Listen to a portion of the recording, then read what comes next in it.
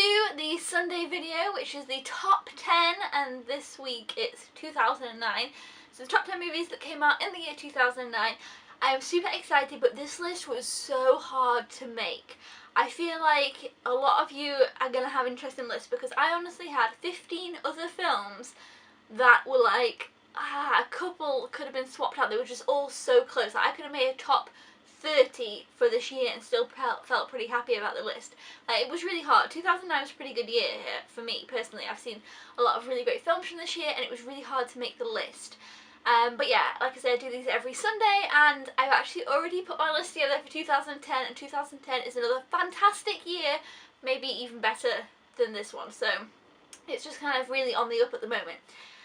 So my honourable mention for 2009, the reason I do it as an honourable mention is because obviously there are a lot of these films that come out, so the first one I put in the list and the others I'm just going to include. And this is Harry Potter and the Half-Blood Prince. As always, Harry Potter is fantastic and probably my favourite of all these on the list, so it's just kind of here as a honourable mention.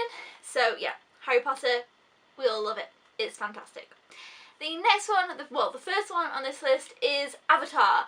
Also, these are not in any particular order. But anyway, Avatar, this is a fantastic film.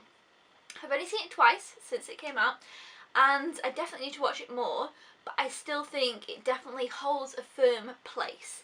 I remember when Avatar came out, everybody went nuts for it, and everybody I knew completely loved it, got obsessed with it, was really into it. Avatar was a big thing when it came out, and it looks fantastic. I really enjoy the storyline. I think it's a really great film. And I'm really looking forward to where they're going to go with the sequels because, you know, it's been since 2009 and they still have like Avatar 2, 3, maybe 4 like planned out for the future, but we've never seen anything more of them, you know, since then. But I remember that when Avatar came out, they said, you know, it took such a long time to make this film. It was crazy. So yeah, Avatar, I feel like we all know Avatar. The next one on this list is Coraline. I love this film. Coraline is adapted from Neil Gaiman's book Coraline, and it is the first of the Laika films. I'm not sure. I think it is. I think it was. And I think they're a fantastic company. I absolutely love everything that they put out.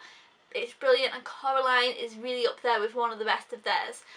If you haven't seen Coraline, it would actually be a perfect time to watch it this month because it's kind of spooky. It's not scary. It's not horror, but it's got a spooky vibe. Kind of similar to maybe like Nightmare Before Christmas or Frankenweenie, you know, those kind of spooky vibes. If you've seen those, Coraline has that, and it's really fantastic. So I'd absolutely recommend watching it for, you know, the Halloween season. And another one by Laika that I think is amazing and would absolutely recommend for October is Paranorman. So if you've not seen those and you're looking for some Halloween October films that aren't too scary, definitely check those out because obviously they're just kids films. They're stop motion animation, which is amazing, and they're really fantastic and have creepy vibes. The next one on the list is one of my absolute favourite Pixar films. Maybe it would be my top 3. I haven't made a list of, maybe I have, I don't know. But yeah, Up is just the best. It's so sad and then it's so cute and then the characters are fantastic. I remember watching Up for the first time and I was completely blown away, and then I watched it again pretty much right after and I was like, wow, this film is just, I just completely fell in love with it, and I'll never forget the moment when I first watched it. It's kind of one of those films that you really remember the first time you watched it, which I think is always exciting when you have one of those type of films. But yeah, everyone knows Up. I'm pretty sure everybody's seen Up, so I feel like I'm confident that it'll be quite a few people's lists because it is a very good film. The next one on my list is a film I was obsessed with, no joke, and it's 500 Days of Summer. Okay, I haven't watched this film for a while now, but I was completely obsessed with it. I watched it over and over and over and over. I've watched this film so many times. The first time I watched it, I just completely became addicted to it and I just could not stop watching it. And I thought it was one of the best films ever. And I still really love it. It's still been my favourites, you know, top 50 favourite films, this would be in it, or top 30.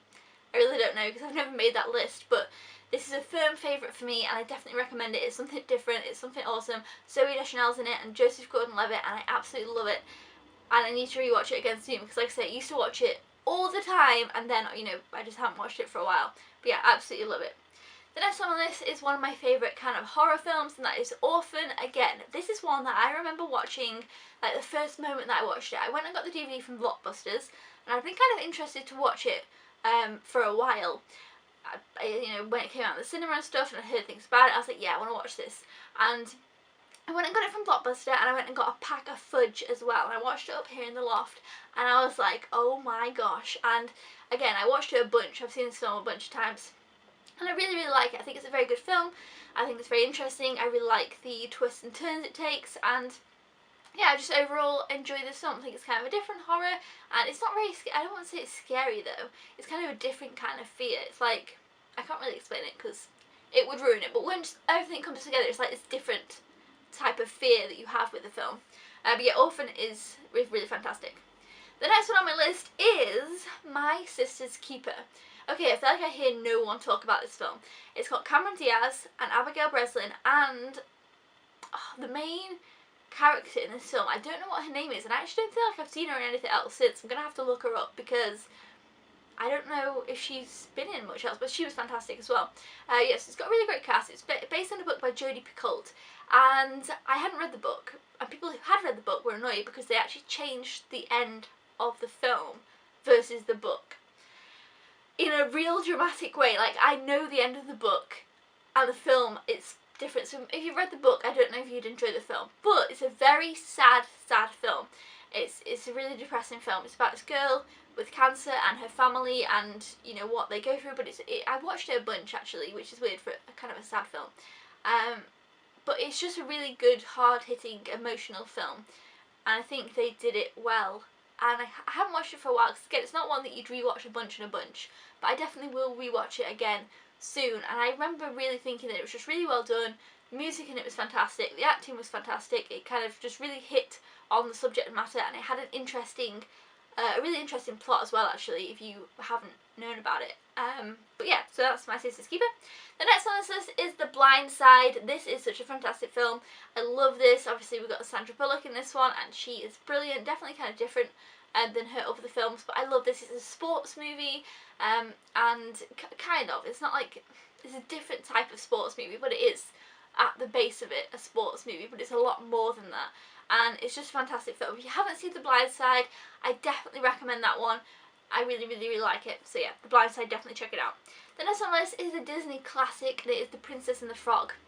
I feel like The Princess and the Frog does not get enough love. This is such a fantastic Disney film, and it's all hand-drawn animation, and Tiana is a fantastic princess. It's set in New Orleans, which is just amazing. The music in this is fabulous. Everything about this film I love. I love watching Princess and the Frog.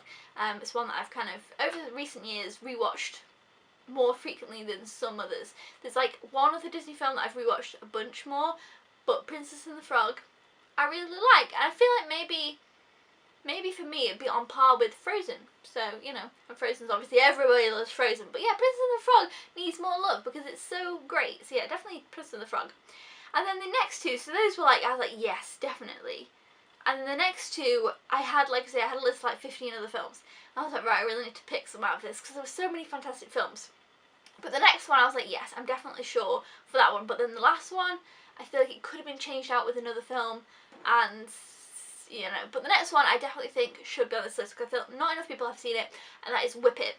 This is such a good film about roller derby, and I remember I've watched it a few times. And again, the first time I watched it, I was like, yes, I love this film. It's just so different and awesome. We've got Ellen Page and Drew Barrymore, and they're fantastic. And it's just such an interesting, different film. Like, it's about roller derby. It's awesome, and I would definitely recommend it. If you haven't seen Whip It, you need to see it. I watched it years ago, kind of just after it came out again. I got it from Blockbuster, you know, when the movies come out new and then they go for sale after they've been renting them. I used to pick a lot up then, and I thought this was awesome, and it really, really is. I haven't rewatched it for quite a while, but I really did enjoy it, and I definitely think, like I say, more people should see it because it's like just such a unique, cool movie.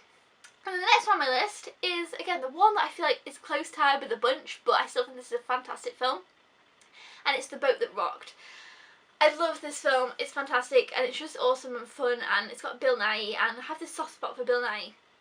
I really don't know what it is, but yeah, he's in this, and I feel like this maybe is the film that made me think, yes, Bill Nighy, like, I really liked him after this. I'm not really sure why that was, but I feel like this is where that came from. But yeah, The Boat That Rocked is a really great film. If you haven't seen it, I would recommend it. So that is it. That is my top 10 of 2009. It was really hard to make this list, but I really, really enjoyed it.